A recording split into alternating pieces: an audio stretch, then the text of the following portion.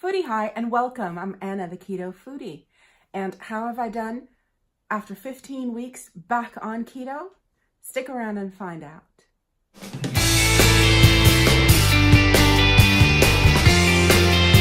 Okay, so 15 weeks back on keto.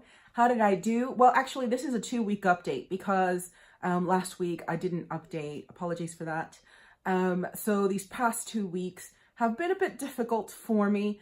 And that is one, because the first week it was ladies' times, and there was a lot of bloating, a lot of not feeling well. So with that came a bit of comfort eating, but mainly, and especially this past week, the things that I've eaten have not really left. And that normally happens. So when you're on keto, when you've started keto, when even months down the road, you can have constipation, and that's because you're not eating foods that are very high in fiber for the most part, and those are the ones that usually have the carbs, the carbs and the sugar in there. So foods that are high in fiber also usually are the higher carb ones. So if we're staying away from it, then we can have constipation. And if you're like me, increasing fiber with fiber powders or things like that don't really help all of that much either, because my body doesn't really take kindly to a bunch of fiber in it, don't really process fiber all of that great. So it's just sort of this process that has to sort of correct itself. So it's not that I've been eating crazily, it's just things are not moving, for lack of a better phrase there. So actually I am interested in hearing, so how do you, please comment below, how do you get through that?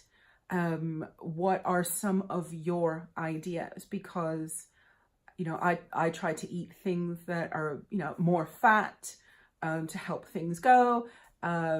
Definitely a lot more water. And adding psyllium husk. So I've had a couple of things with psyllium husk in it to try, because psyllium husk is very high, it's pretty much fiber.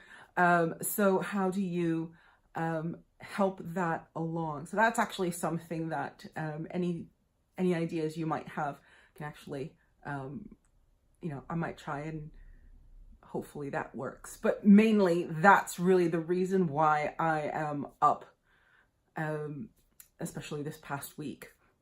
But other than that, things have been fine. Interestingly enough, over these past couple of weeks, I have really noticed, because of my weight loss, now I've lost, almost 2 stone. I'm like a couple of pounds shy of 2 stone. I had hit 2 stone exactly. But with, when I was at 190, I got to 196, which is a loss for me of 2 stone. But like I said, I've gained the 3.5 pounds. So I'm just a bit shy of my 2 stone weight loss again.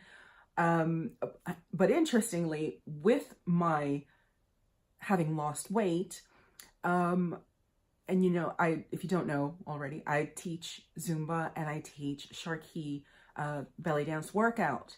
And I had injured my knee a while back, which had kept me from jumping around, doing squats, that wasn't me like doing little mini curtsies. But these past couple of weeks, I've been able to jump, I've been able to squat nice and low, and my knees have taken it, and even though the next day they're kind of like, what did you do?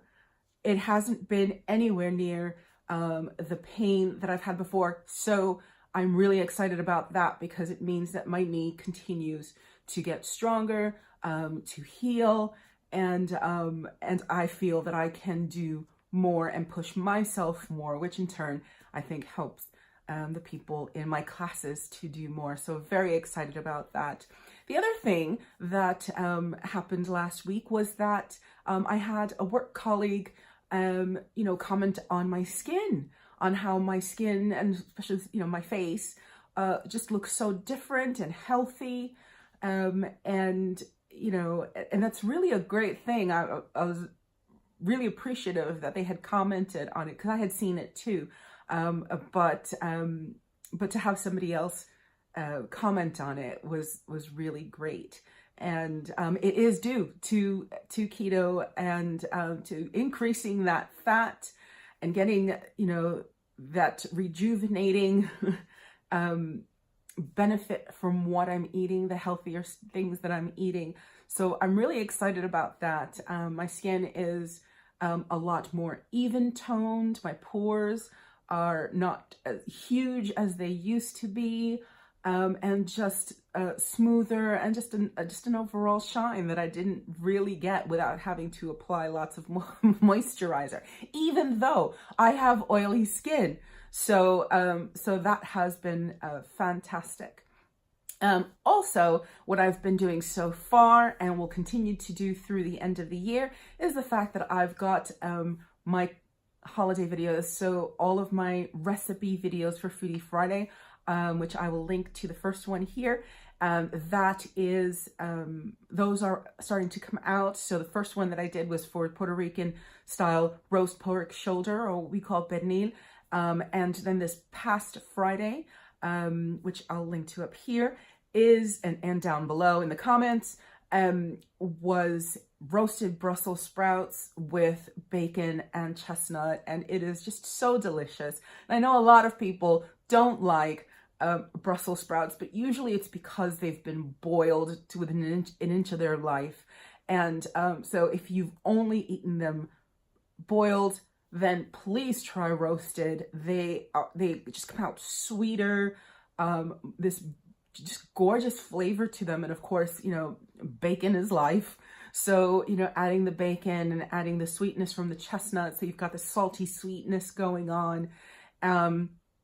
It's just a wonderful, wonderful dish. And what I'm going to keep doing is I'm going to keep doing holiday dishes, because it is time to think about what you're going to have for Thanksgiving, what you're going to have for Christmas, what you're going to have for New Year's.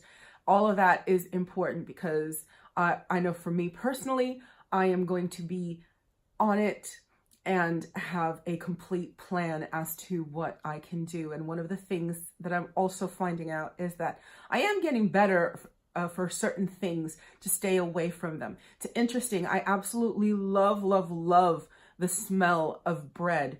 But you know what? I really don't care about having it. It's really weird. Interestingly enough, other foods that I've, been craving or have wanted.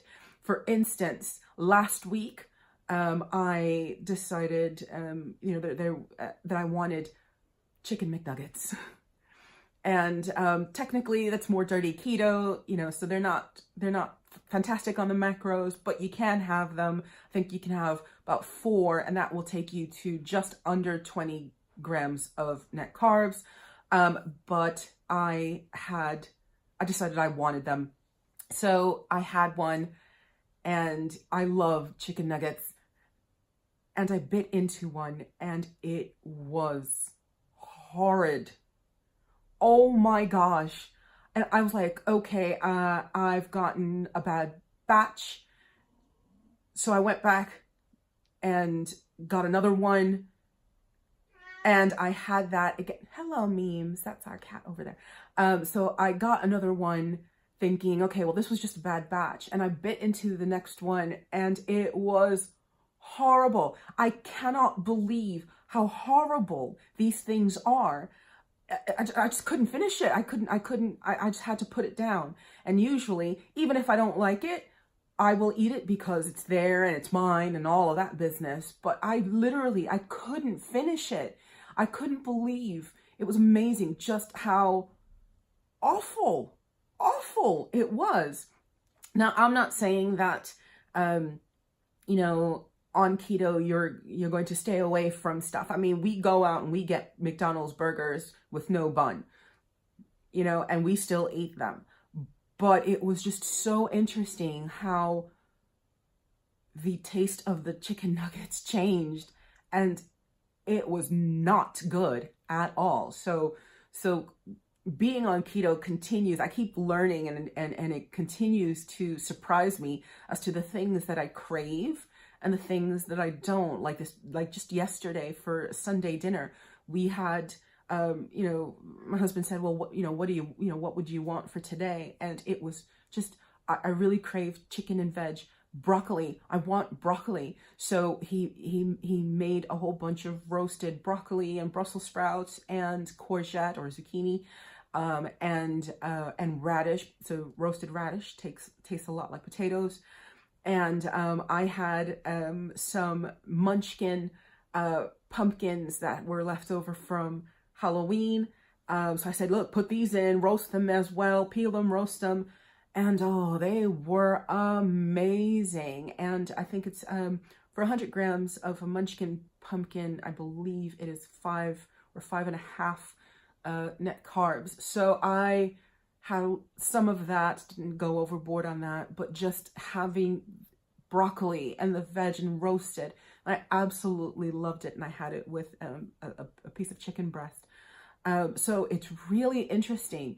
Keto really does change your palate, and things that you thought were fantastic before, some of them are not going to be fantastic now, and you're going to find that you are craving things that you didn't have before. And simplified taste, because the taste of the food itself starts to be something that you really crave, and it just comes alive. So you don't have to put tons of heavy sauces and too many spices. You can start to enjoy the food as they taste. So I thought that was fantastic. As for this week, I am on plan, making sure that I am tracking everything, making sure that my water uptake is good, and making sure that I move around. So that's what's going to happen for this week. Also this weekend on Sunday at 4 p.m. British time, which is 11 a.m. Eastern Standard Time in the US, I am going to be doing a live stream on Facebook. So look for me, the Keto Foodie. And it is going to be, I'm going to be talking about the holidays and the 3 strategies that you can do for the holidays to either keep you completely on plan or to totally minimize any damage. So please join me at that point in time, and we'll talk about it, and we can have a great conversation. But that's my week, and that's what's going to happen this week. So until Friday's Foodie Friday, I say to you, have a fantastic week, and foodie bye.